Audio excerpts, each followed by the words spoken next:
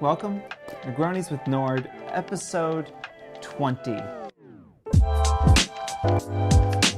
Today, we are going to talk about the impending recession. Incredibly exciting, very upbeat. Y'all are going to love this. Before I get into that though, I was out in the Hamptons this weekend, which I usually don't do because I don't actually like the Hamptons that much, but a friend had an extra hotel room. Me and the fiance went out there.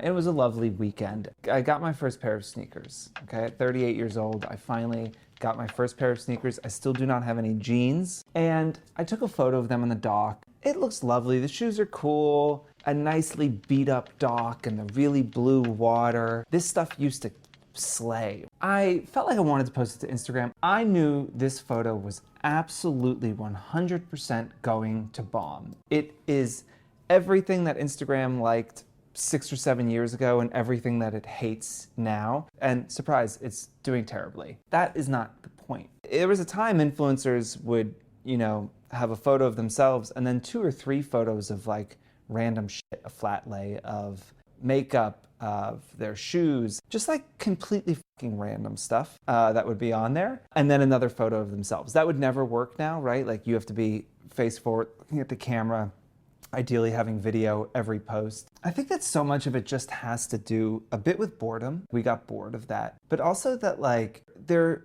comes a point where you've seen all you can see of one type of thing. And then it started to be the same shit over and over and over and over and over again, and you just get bored and there's diminishing returns. This is like a very standard economic law, the law of diminishing returns. Every time that you interact with something, you get less from it each time, right? If you have a piece of cake, your first bite of cake is going to be better than your second bite, which will be better than your third, then your fourth, then we have just seen everything. And now we're seeing that with video, and it's naive to think that like the same thing is not going to happen with video. And that's the thing that is difficult with trends and with these platforms. Because it is based on attention and because people have such a short attention span and because the amount of content we're seeing is increasing rapidly, that period of time when we're excited about something new gets smaller and smaller and smaller and smaller. The kind of content that we see on TikTok that is like really popular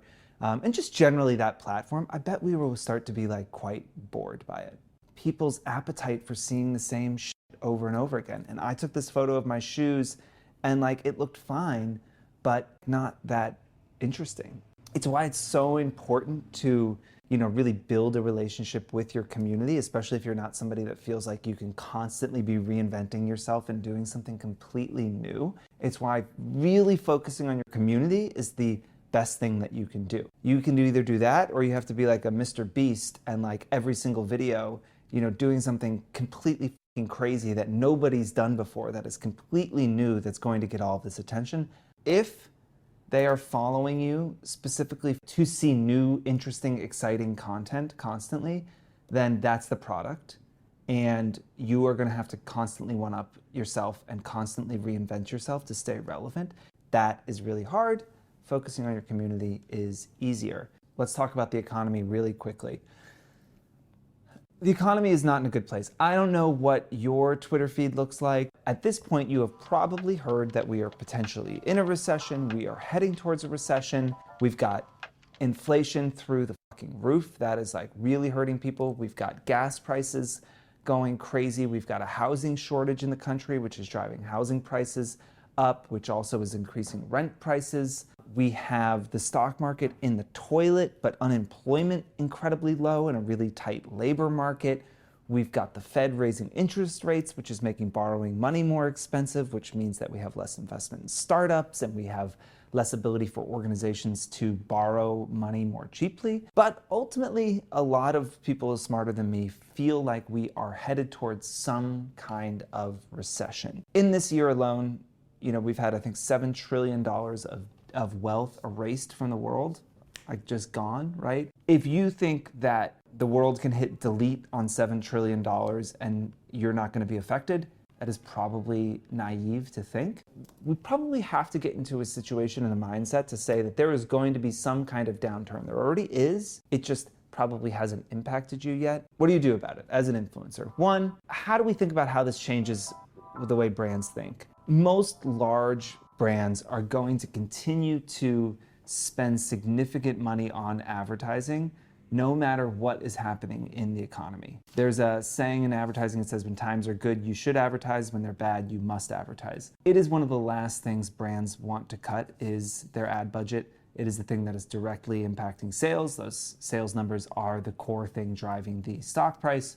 They are reticent to cut their ad budgets. So I don't think we're going to see something like we did in 2020 with COVID when we shut the economy down and budgets were completely paused across the board and lots of influencers, it was months without a single project. That's not going to happen. So brands may reduce the amount of money they're spending on advertising, but they're not going to cut it completely. What they are going to do is focus on efficacy more.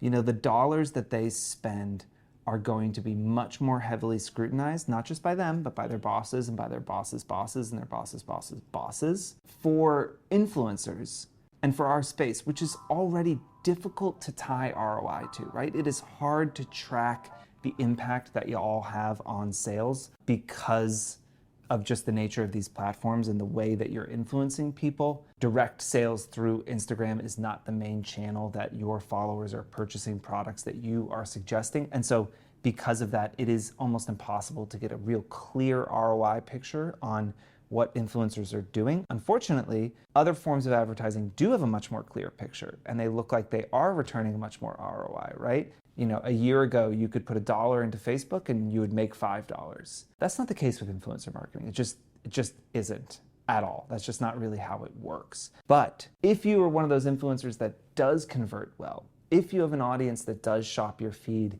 you are going to be much better placed to weather any downturn there might be, because you can show brands that, you know, if you post something, then they're going to see a direct impact in sales. And I think the kind of marketing that we see less and less of in these downturns is the more creative, fun stuff, is the brand marketing, is the stuff that we can't track as much but brands like to do. That's the place that they're going to get squeezed. If you got into this space 5 years ago and, you know, you've been building your presence in your business ever since, you haven't really experienced a real downturn. You know, COVID was a couple of months where everything kind of shut down, but then the influencer space fucking blew up and exploded. So I don't think that really counts. I think we might see that the world is much different when brands are not just throwing money at stuff and feeling like, I don't really need to see if this works or not. I'm just doing it because we kind of have endless budgets and it doesn't really matter. It is going to start to matter.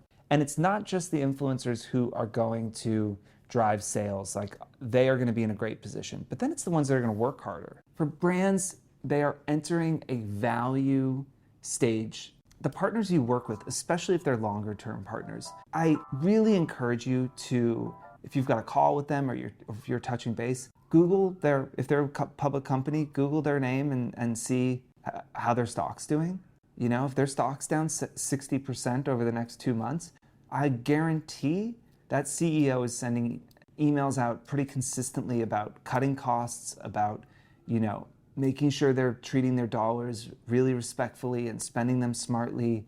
People are losing their jobs. We're seeing a lot of layoffs happening, especially in the technology space right now, but that is probably going to flow through to other industries here in the next 6 to 12 months. I think as influencers, you have to be prepared to deliver more for your money because the money is going to get more scarce. Something else to consider is your followers.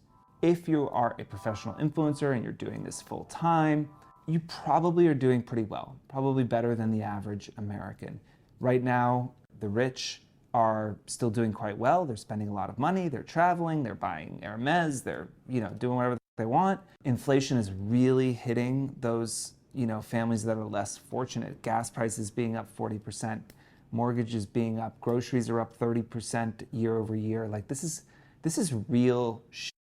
It behooves you as an influencer to understand what is going on in the world so that you can create content that helps your followers, right? Like we see in fashion during times of downturn, you know, less logos. I mean, that would be a nice outcome from, you know, this potential downturn if we could stop with the fucking logos everywhere constantly over everything because it's boring and uninteresting, I think. But also if you are in a position where this downturn isn't hurting you as much, I think there is understandable pressure to modulate your messaging and to make sure that you're understanding that while you may not be suffering, other people are. Throwing your wealth and throwing that privilege into people's faces in a time when they're struggling isn't going to work. This is the same stuff we talked about in COVID.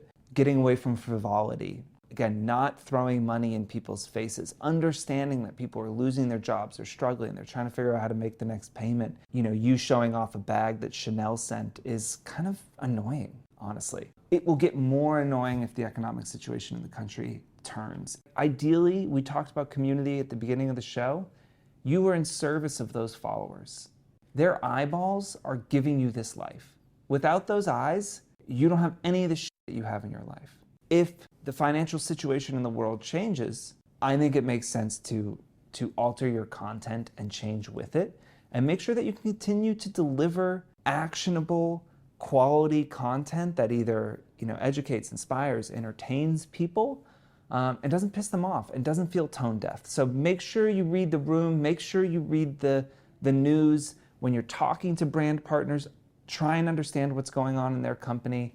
And as you watch what's happening in the economy, try and understand how it is potentially impacting your followers. We don't want to start to seem like, we're completely out of touch, we're inauthentic and annoying, because you'll lose your audience's trust. And once you lose their trust, you'll lose their eyeballs. And once you lose their eyeballs, you lose your ability to do this as a job. Super important.